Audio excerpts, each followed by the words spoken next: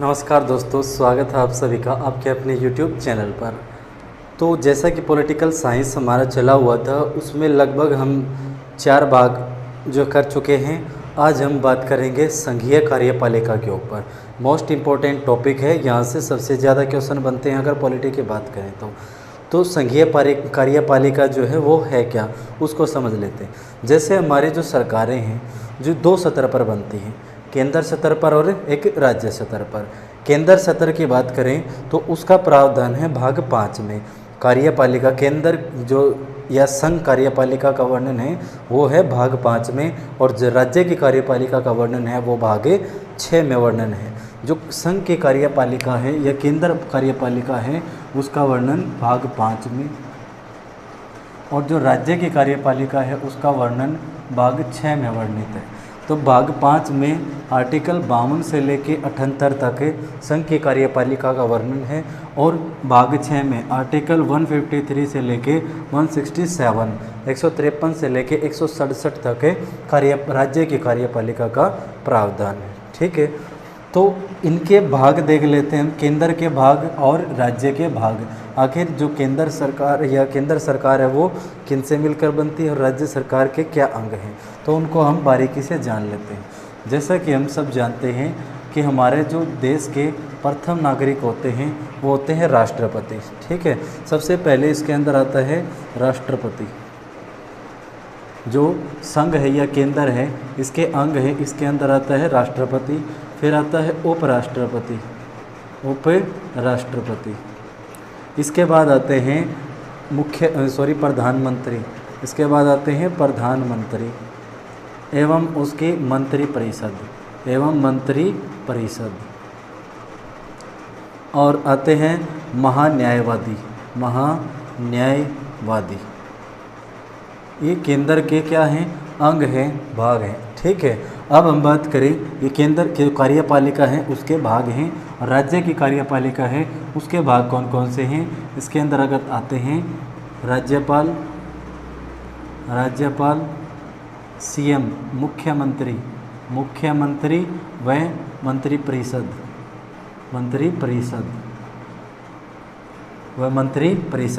और होता है महाधिवक्ता।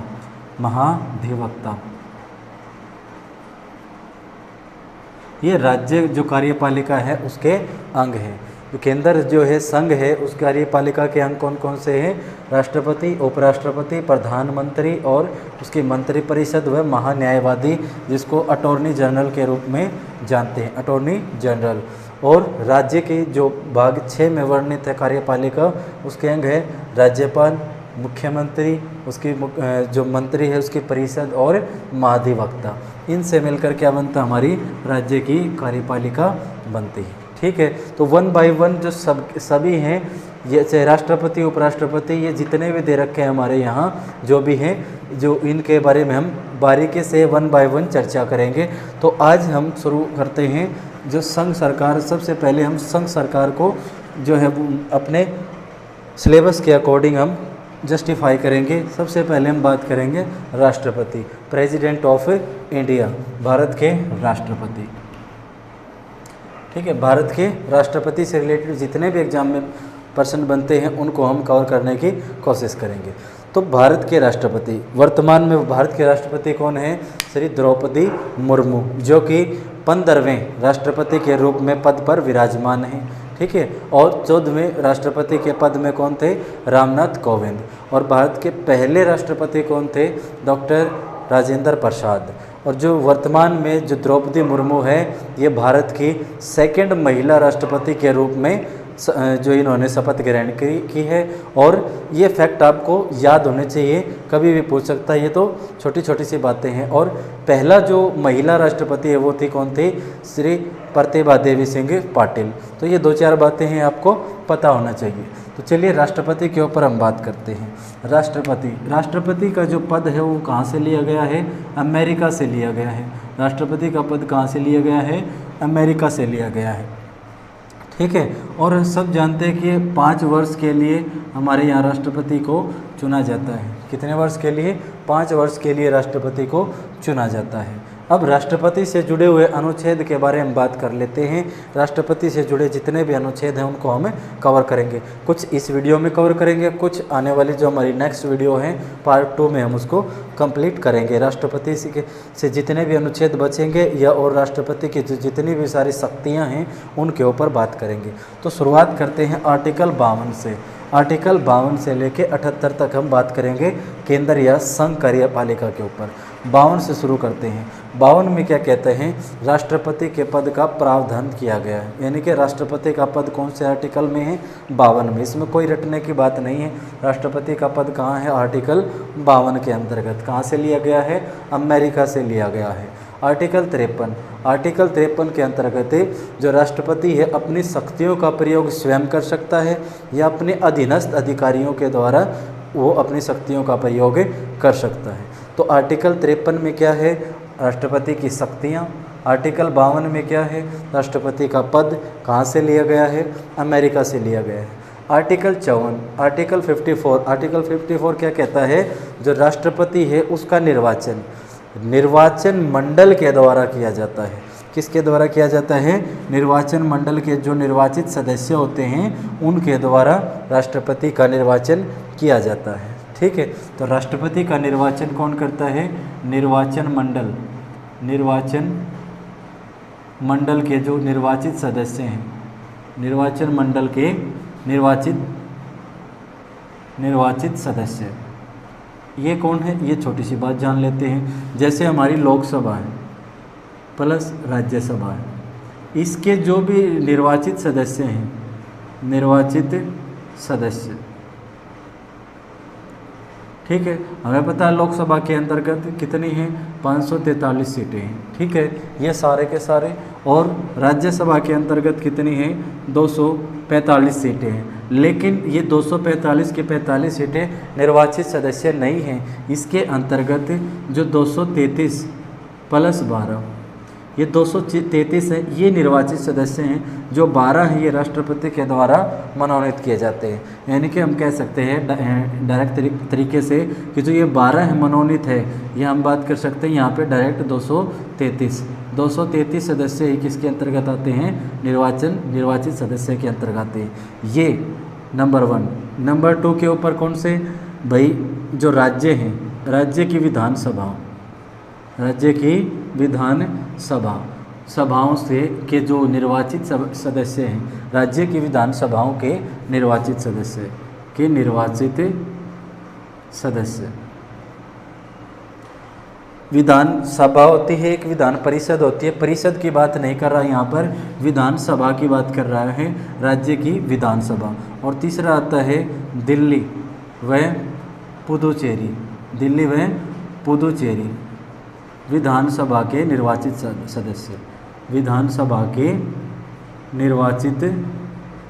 सदस्य। पहला कौन, निर्वाचन मंडल के अंतर्गत कौन कौन से हैं जो राष्ट्रपति के चुनाव जो है वो करवाते हैं या उसमें सम्मिलित होते हैं। तो लोकसभा और राज्यसभा के जितने भी सदस्य हैं, ठीक है, कहाँ कितने हो गए हमारे, 6, 7 और 776 जितने भी हमारे सदस्य हैं लोकसभा और राज्यसभा के निर्वाचित सदस्य, प्लस राज्यसभा विधानसभाओं के जो निर्वाचित सदस्य हैं, इनको हम क्या बोलते हैं, MP मेंबर ऑफ पार्लियामेंट। ये होते हैं MLA member of legislative assembly. और दिल्ली और पुदुचेरी के विधानसभाओं के निर्वाचित सदस्य ही किसके अंतर्गत आते हैं, निर्वाचन मंडल के अंतर्गत आते हैं। 12 जो मनोनीत हैं राष्ट्रपति के द्वारा वो इसके अंतर्गत नहीं आते। ठीक है, तो इस हिस्से को आप याद रखिएगा। ये मिलकर जो आर्टिकल 54 के तहत राष्ट्रपति का क्या करवाते हैं, निर्वाचन करवाते हैं। ठीक है, तो राष्ट्रपति का निर्वाचन कौन करवाते हैं, तो निर्वाचन मंडल के सदस्य जो इलेक्टेड सदस्य हैं। ठीक है ना, निर्वाचित सदस्य, लोकसभा राज्यसभाओं के विधानसभाओं के निर्वाचित सदस्य और दिल्ली और पुदुचेरी के विधानसभा के इलेक्टेड जो सदस्य हैं वो करवाते हैं। ठीक है, इसके आगे हम बात कर लेते हैं, इसको मैं रफ कर देता हूँ यहाँ से। आर्टिकल 54 हमारा आर्टिकल हुआ। फिर उसके बाद हम बात करते हैं, इसमें क्या हो गया, लोकसभा हो गया, प्लस राज्यसभा हो गया, प्लस विधानसभा हो गया, और प्लस दिल्ली और पुदुचेरी, दिल्ली व पुदुचेरी। दिल्ली व पुदुचेरी की विधानसभाओं के सबके क्या निर्वाचित सदस्य, क्या कौन से सदस्य, निर्वाचित सदस्य ही क्या करेंगे, राष्ट्रपति के चुनाव में प्रक्रिया में भाग लेंगे। ठीक है, इनके अलावा नहीं। अब आर्टिकल 55 क्या कहता है, राष्ट्रपति की रीति यानी कि मेथड, किस तरीके से, रीति का मतलब क्या होता है, मेथड, कि भाई राष्ट्रपति का जो निर्वाचन होता है उसकी प्रक्रिया क्या होती है, मेथड क्या होता है। तो देखिए, जो अभी हम बात करेंगे, जैसे लोकसभा है और राज्यसभा है। लोकसभा और राज्यसभा की टोटल सीटें हमारी कितनी हुई थी, 776। और जैसे विधानसभा, देखिए हम विधानसभाओं में वर्तमान में लगभग 4126 जो MLA हैं, MLA, ठीक है, मेंबर ऑफ लेजिस्लेटिव असेंबली। ठीक है, अब देखिए इन दोनों को बराबर करने के लिए, अब इनकी अगर इनकी काउंटिंग देखिए, ये तो ज़्यादा है और ये कम है, इसी डिफरेंस को कम करने के लिए क्या वोटों का मूल्य निकालने की एक प्रक्रिया है कि भाई जो विधानसभाओं में बैठेंगे MLA, ठीक है, सांसद MLA बैठेंगे, विधायक बैठेंगे, उनकी जो मत हैं या वोट हैं उनका मूल्य अलग निकाला जाएगा, और जो हमारे ये सांसद हैं MP हैं इनकी वोटों का मूल्य अलग निकाला जाएगा। यानी कि जो राज्य हैं, अलग अलग राज्य हैं, अब यहाँ पे भी राज्य भी तो अलग अलग सीट लेकर बैठे हैं। जैसे सबसे ज़्यादा सीट लेकर बैठे UP, ठीक है, UP की जो विधानसभा की जो सीटें हैं उनका या विधायकों के जो मत हैं वो ज़्यादा होंगे। ठीक है, जितनी सीटें ज़्यादा होगी उतने ही उसके मूल्य ज़्यादा होगा। उनको बैलेंस करने के लिए, और जो हमारे जो संसद है, संसद की जो सीटें हैं इनको बैलेंस करने के लिए एक फॉर्मूला बनाया गया, उसके तहत राष्ट्रपति का निर्वाचन होता है। तो देखिए, सबसे पहले हम बात करते हैं कि MLA की जो सीटें हैं, विधायकों की सीटें, विधायकों की मतों का मूल्य, कि मतों का मूल्य किस तरह निकाला जाता है। क्या करते हैं, उस राज्य की जनसंख्या, टोटल पॉपुलेशन ऑफ स्टेट की, ठीक है, टोटल पॉपुलेशन लेंगे और बटे में जितने विधायक हैं निर्वाचित राज्य विधानसभा के निर्वाचित सदस्य और भाग में 1000, भाग में क्या करेंगे 1000, या हम इसको बटे की फॉर्म में भी लिख सकते हैं, 1/1000, कैसे भी लिख सकते हैं। तो ये इसकी जैसे ये फॉर्मूला लगाएंगे तो उस राज्य के जो विधायक हैं, ठीक है, निर्वाचित जो विधायक हैं या विधानसभा के जो निर्वाचित सदस्य हैं उनके मतों का मूल्य निकल कर आएगा। ठीक है, तो ये विधायकों या MLA की सीटों का मत है, किस में, राष्ट्रपति के निर्वाचन प्रक्रिया में विधायकों के मतों का मूल्य। अब सांसद की बात करें, MP की बात करें, सांसद या MP की मतों का मूल्य कैसे निकलेगा, जो ये टोटल MLA हैं इनकी मतों का मूल्य, यानी कि विधानसभा के जो निर्वाचित सदस्यों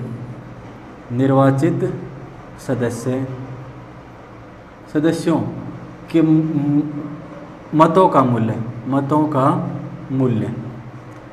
मूल्य और अपोन में जो संसद है, संसद में जितने निर्वाचित सदस्य हैं, संसद के निर्वाचित सदस्य, बस ये फॉर्मूला किसका है, MP की वोट का क्या करने का, मूल्य निकालने का। तो MLA की वोट का मूल्य क्या करेंगे, राज्य की टोटल पॉपुलेशन, और टोटल पॉपुलेशन भी कौन सी, जो जनगणना 1971 में की गई थी, 1971 के अनुसार जो जनगणना है उसको यहाँ पर फॉलो किया जाएगा। ठीक है, और बटे में जितने भी जो सभा है उसके निर्वाचित सदस्य को स्नेह में रटने का, टोटल पॉपुलेशन उस राज्य की, बटे में MLA की संख्या कितनी है, इलेक्टेड MLA की संख्या कितनी है, ठीक है ना, जो सिलेक्ट हुए ना, निर्वाचित सदस्य हुए उनकी संख्या, और 1/1000 गुणा में 1/1000 कर सकते हैं। और अब जितने भी ये मत हैं, इनके विधायकों के मत हैं उनको रखेंगे ऊपर, नीचे में क्या करेंगे, संसद में जितने निर्वाचित सदस्य हैं कितने हैं, 776, 543 हमारे लोकसभा के हैं और 233 किसके, हमारे राज्यसभा के सदस्य हैं।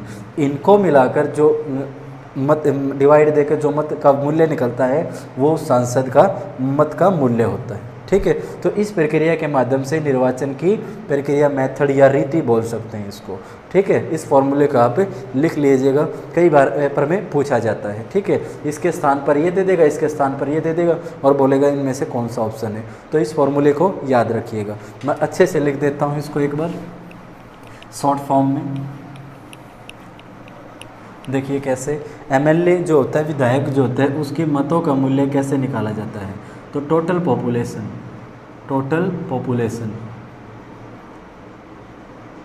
कुल जनसंख्या, ये किसके अनुसार 1971 जनगणना जो हुई थी हमारी उसके अनुसार है। और विधानसभा में उस राज्य की विधानसभा के निर्वाचित सदस्य और गुणा में 1/1000 करते हैं। ये निकल के आ गया एमएलए की मतों का मूल्य। और एमपी की मतों का मूल्य कैसे निकलता है, इसको ऊपर रखेंगे, जो विधायक है या एमएलए है, एमएलए की मतों का मूल्य और बटे में क्या करते हैं हम, संसद में निर्वाचित सदस्य, संसद के निर्वाचित सदस्य की संख्या, सदस्यों की संख्या। बस ये टोटल कितनी है 776, ठीक है। इसको हम अगर फॉर्मूले को लगा दें तो हमारा क्या निकल कर आता है, एमपी के मतों का मूल्य निकल कर आता है, ठीक है। तो ये हमारा हुआ। अब ये जो निर्वाचन की रीति हमारा कंप्लीट हो चुका है। अब हम बात करें चुनाव आनुपातिक प्रतिनिधि माध्यम।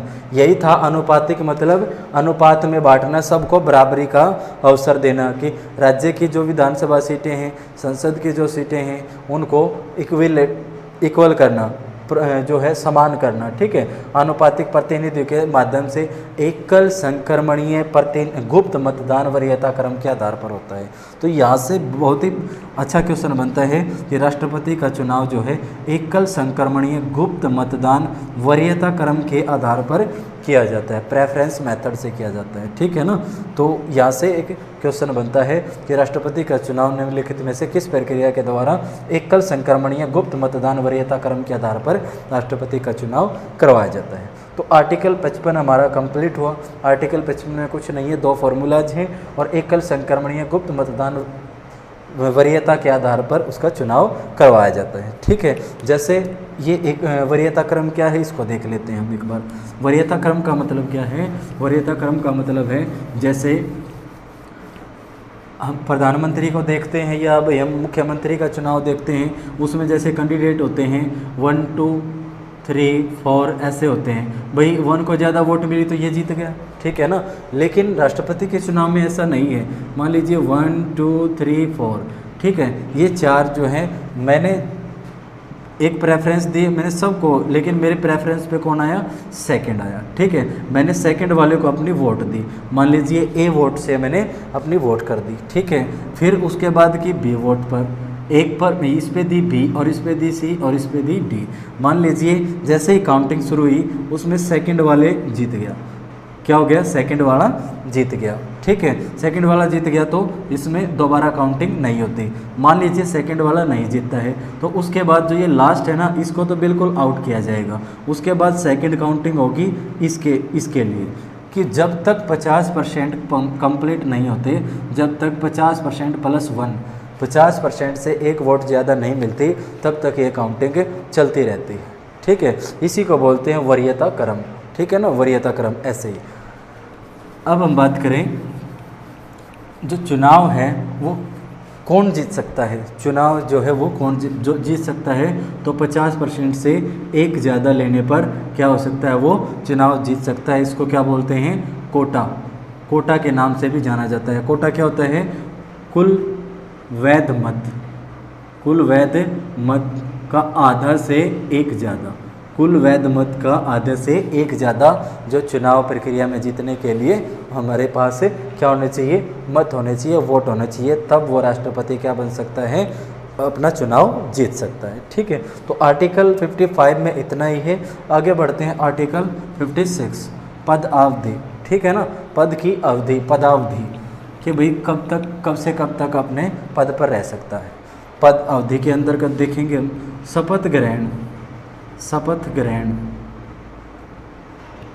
ठीक है, या पद ग्रहण से लेकर आने वाले 5 वर्षों तक, शपथ ग्रहण या पद ग्रहण से लेकर 5 वर्षों तक राष्ट्रपति अपने पद पर कायम रह सकता है।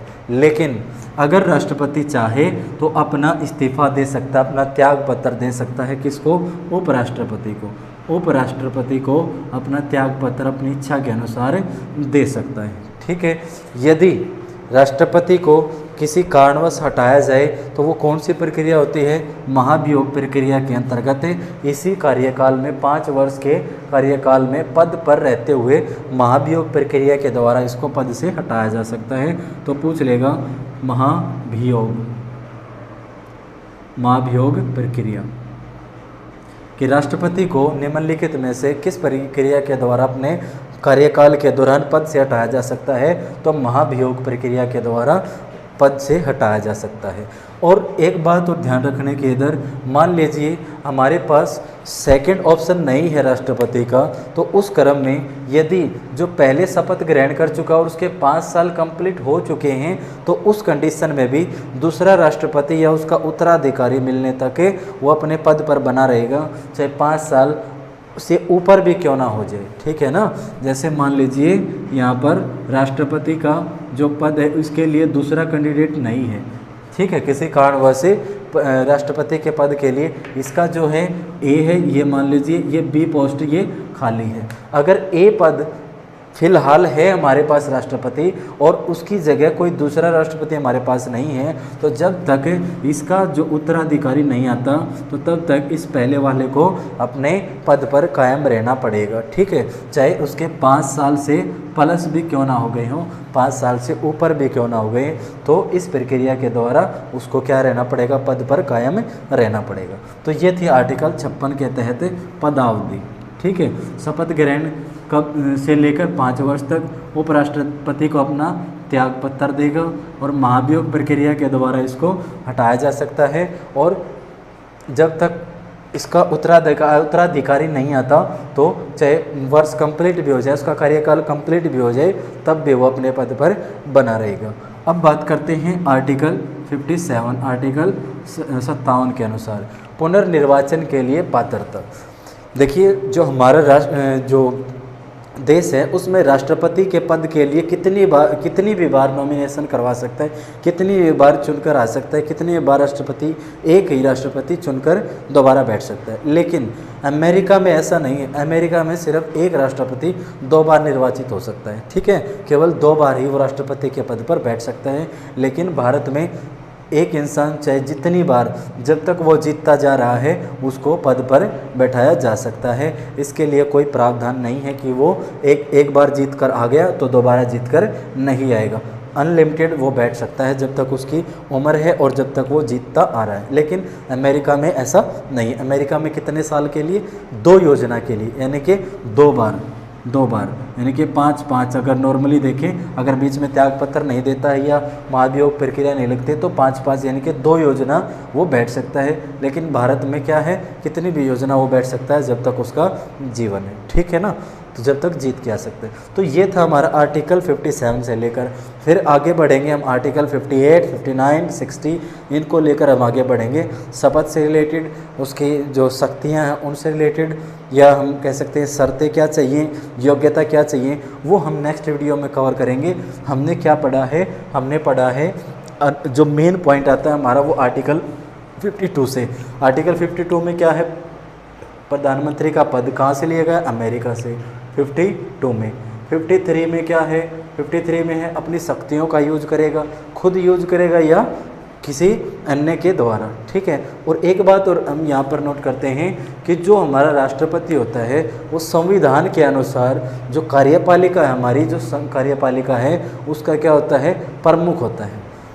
यहाँ पर 2 क्वेश्चन पूछता है, तो संवैधानिक प्रमुख कौन है हमारा? तो राष्ट्रपति। संवैधानिक प्रमुख पूछ ले भारत का तो राष्ट्रपति। लेकिन वास्तविक प्रमुख कौन होता है? वास्तविक प्रमुख होता है प्रधानमंत्री। प्रमुख कौन होता है? प्रधानमंत्री। ये 2 क्वेश्चन यहाँ से बनते हैं कि संवैधानिक प्रमुख कौन है, राष्ट्रपति, और वास्तविक प्रमुख कौन होता है, वो होता है प्रधानमंत्री, और उसकी मंत्रिपरिषद में जो वास्तविक शक्तियाँ निहित होती, ठीक है। और संविधान में वर्णित जो कार्यपालिका शक्तियाँ वो किस में निहित होती हैं, राष्ट्रपति में निहित होती हैं। तो हमारा कुछ हिस्सा हो चुका है राष्ट्रपति का, आर्टिकल 52 से लेकर 57 तक। वीडियो लंबा ना हो इसके लिए इसको 2 पार्ट में बनाने की कोशिश करते हैं, ठीक है। मिलते हैं नेक्स्ट वीडियो में, तब तक के लिए बने रहिएगा और नोट्स अच्छे से बनाते रहिएगा। नेक्स्ट पार्ट में हम देखेंगे राष्ट्रपति के लिए क्या योग्यता चाहिए, ठीक है, और उसकी कुछ शर्तें हैं और उसकी शक्तियाँ। तो नेक्स्ट वीडियो हम इसको कंप्लीट कर देते हैं। तब तक के लिए जय हिंद, टेक केयर, गुड लक।